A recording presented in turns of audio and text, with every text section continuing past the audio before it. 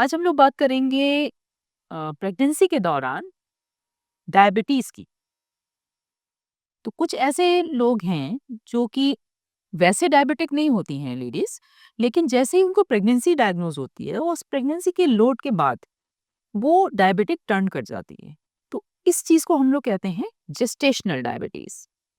Gestational diabetes की definition ये है कि अगर आप ग्लूकोज़ लोड लेते हैं, जैसे कि आपने 75 ग्राम ओरल ग्लूकोज़ दिया और उसके ठीक 2 घंटे बाद अगर आपने ब्लड सैंपल चेक किया और उसमें शुगर 140 से ऊपर है, तो हम लोग मान लेते हैं कि ये एक पोटेंशियल जेस्टेशनल डायबिटिक महिला है। अब डायबिटीज़ के वजह से प्रेगनेंसी में क्या-क्या दिक्कतें आ सकती?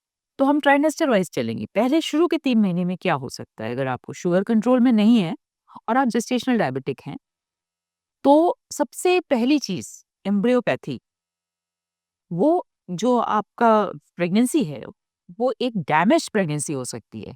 यानी कि उसमें क्रोमोसोमल एब्नॉर्मैलिटी के चांसेस ज़्यादा होंगे, डिपेंडिंग अपॉन कि आपका ब्लड शुगर कितना ज़्यादा हाई था। और इस वजह से अबॉर्शंस की संख्या शुरू के ट्राइमेस्टर में बढ़ जाएगी। अब बीच के 2 जो ट्राइमेस्टर हैं, उनको देखते हैं। सेकंड सेकंड ट्राइमेस्टर में आकर के जो प्रॉब्लम बढ़ती है, वो नंबर 1 अगेन क्रोमोसोमल एब्नॉर्मैलिटीज़ की वजह से बच्चे के शारीरिक विकास में अवरुद्धा हो सकती है और दूसरी हो सकता है कि उसके हार्ट में या उसके किडनी फॉर्मेशन में या ब्रेन फॉर्मेशन में कोई दिक्कतें आएँ। तो हार्ट डिज़ीज़ बच्चे में एसोसिएटेड होती है माँ के ब्लड शुगर लेवल से, अगर वो ज़्यादा है तो। इसके अलावा बच्चे के आस-पास में पानी बढ़ सकता है और अगर ब ब्लड शुगर बिल्कुल ही कंट्रोल में नहीं है और बहुत हाई है, तो ऐसे केसेज़ में बच्चे की जान भी जा सकती है। ब्लीडिंग होने की समस्या भी आ सकती है और अबॉर्शन का भी रिस्क बहुत हाई हो जाता है।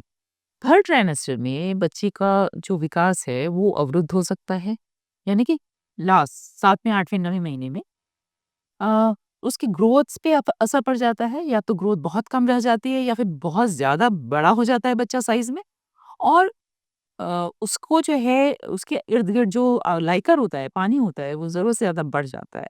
ऐसे बच्चे फिर नॉर्मल डिलीवरी में वो उनको दिक्कत आती है क्योंकि उनका साइज़ बड़ा हो गया है। और क्योंकि चूँकि अगर वज़न बहुत कम है, तो भी उनको नॉर्मल डिलीवरी में रिस्क ज़्यादा रहता है। तो ज़्यादातर ऐसे केसेज़ जो हैं, तो सिज़ेरियन डिलीवरी में लैंड अप करते हैं। डिलीवरी के समय में ये है कि आप अगर शुगर कंट्रोल में नहीं है आपको, तो और अगर आपकी नॉर्मल या सिज़ेरियन डिलीवरी होती है, तो इन्फेक्शन के चांसेस बहुत हाई हैं। तो इन्फेक्शन यानी कि प्यूरपेरल सेप्सिस डायबिटिक लोगों में ज़्यादा होगी बनिस्बत उनके जिनका ब्लड शुगर अच्छी तरह से कंट्रोल में किया गया है। बच्चे में क्या समस्या आती है? बच्चे के लंग्स का विकास अ, पूरी तरीके से नहीं हो पाता क्योंकि मदर की शुगर कंट्रोल में नहीं थी। तो ऐसे बच्चे कई बार आईसीयू में लैंड अप करते हैं, एनआईसीयू में, और उनको रेस्पिरेटरी सपोर्ट की ज़रूरत पड़ती है, मशीनों की ज़रूरत पड़ती है अपने आप को साँस लेने में के लिए, और उनको ज़रूरत पड़ सकती है कुछ ऐसी दवाओं की भी जो खाँसी नहीं ले आती, या फिर हो सकता है वेंटिलेटर सपोर्ट उनको देना पड़े। उनका अपना ब्लड शुगर क्योंकि बहुत हाई रह चुका है उनका, तो वो कई बार वो अचानक से ब्लड शुगर उनका ड्रॉप कर जाता है क्योंकि अब मदर के सिस्टम से वो अलग हो चुके हैं। तो हाइपोग्लाइसीमिया की क्राइसिस में चले जाते हैं ये बच्चे।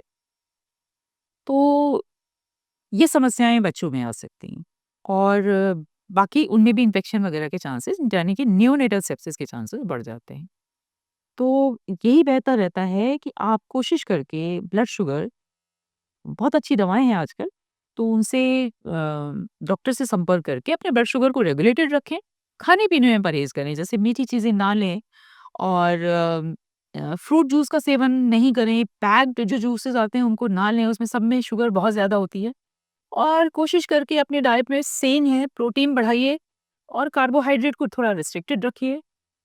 आलू, चावल, चीनी, ये सब चीज़ें, थोड़ा-सा मैदे की बनी हुई चीज़ें, ये सब चीज़ें ब्लड शुगर को स्पाइक करती हैं, उनको थोड़ा-सा कम रखिए। और अगर बहुत ज़्यादा हाई ब्लड शुगर चल रही है, तो फिर दूसरा ऑप्शन हम लोगों के पास इंसुलिन का रहता है, क्योंकि हम ज़्यादा दवाएँ आपको प्रेगनेंसी में दे नहीं सकते। हमें बच्चे की भी ख़्याल करना पड़ता है। तो इंसुलिन सेफ़ है, चूँकि आपका शरीर इंसुलिन नहीं बना रहा है, इसलिए हम बाहर से आपको इंसुलिन दे कर के आपका ब्लड शुगर रेगुलेट करेंगे। तो सबसे पहले तो ये शुरुआत होगी जाँच से।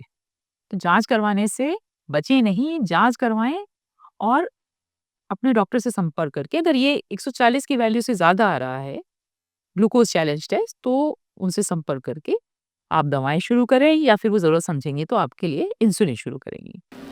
धन्यवाद।